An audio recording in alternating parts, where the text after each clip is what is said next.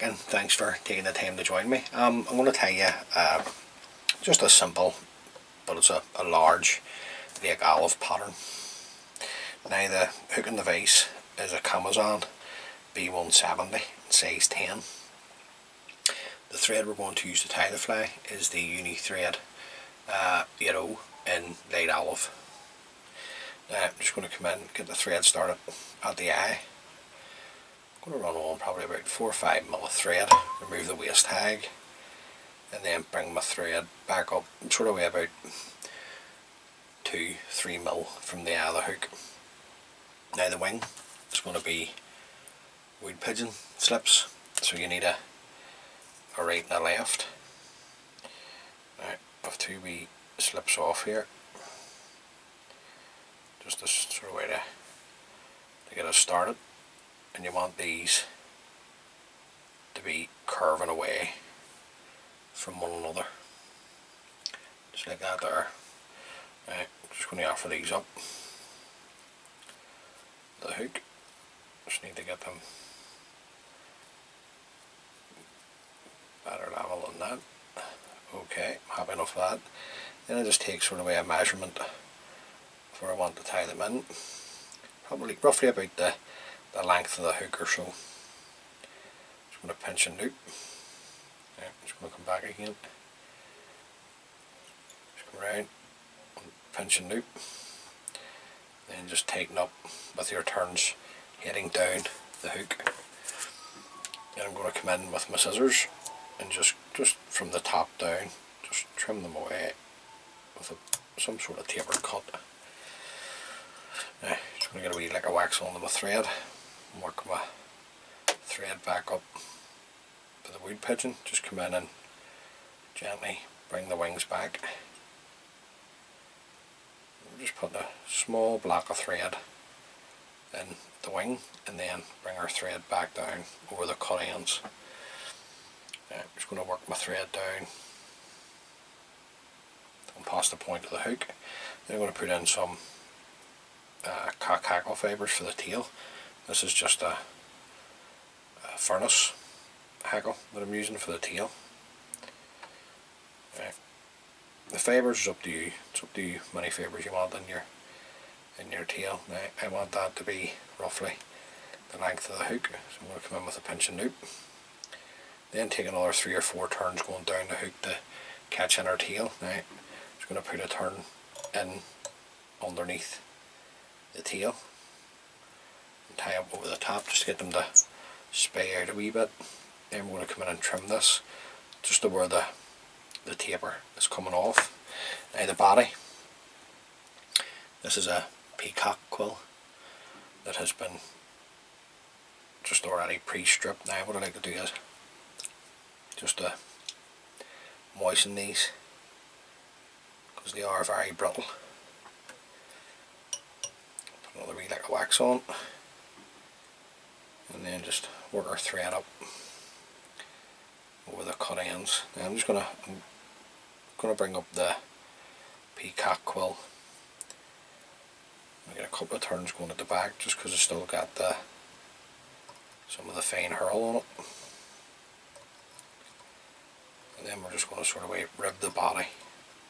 Now what I'll do is just come in every turn, just put your finger onto the hook just to hold the quill and just do another turn in front of the other, just leaving a small space on each turn.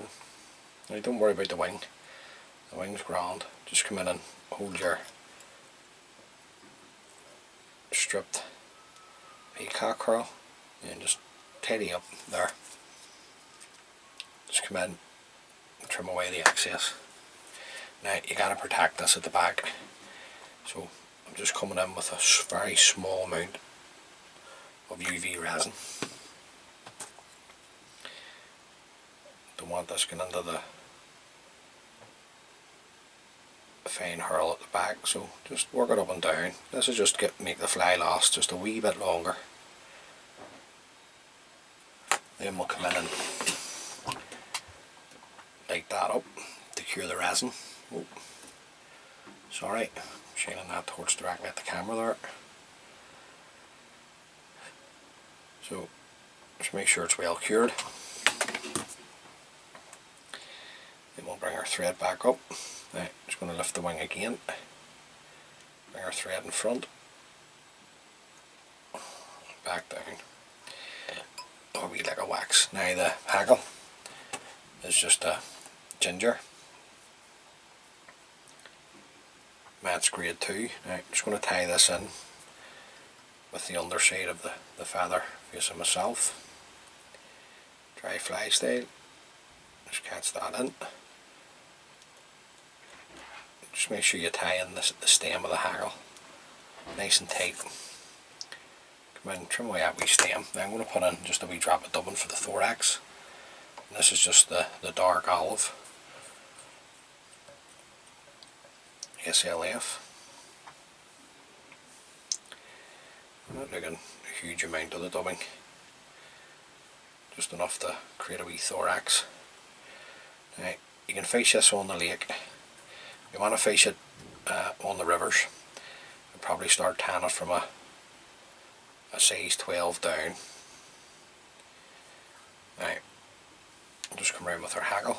Now I'm looking 5-6 turns at the back. 2, 3, 4, 5. Then we'll just come in and hold our wing. Bring the hackle in front. 4 or 5 turns in front. Volley this around with your thread. Now, we already got wax on the thread, so I'm just come in, just sweep everything back. Bring your thread up over the hackle. Break away the stem. Just come straight in with your whip finishing tool. Just the one at whip finish. Now, they're not the most robust fly. These wee lake owls, or sorry, should I say large lake owls. Just going to come in with my needle, just to split the wing, just to show you. I'm just going to come in with a wee drop of, varnish just onto the head, just a small amount. And there you go, guys. Now sometimes you need, that's the wing there, just sometimes you need just larger lake olive type patterns, because basically sort of a in my experience, you'll see fish feeding on the lake olives just on the lochs and more of the smallies type of bays. So it's always worth having a few in your box. Now you don't have to put on the hand strip peacock quill, you can just put on a dub body and simplify the fly even further. But there you go, guys, that's just a wee lake olive pattern. So hopefully you can tie a few of those up, hopefully you can catch you a few fish. As always, many thanks for taking the time to view the video, I really appreciate it, and until next time, please stay safe and tight lines.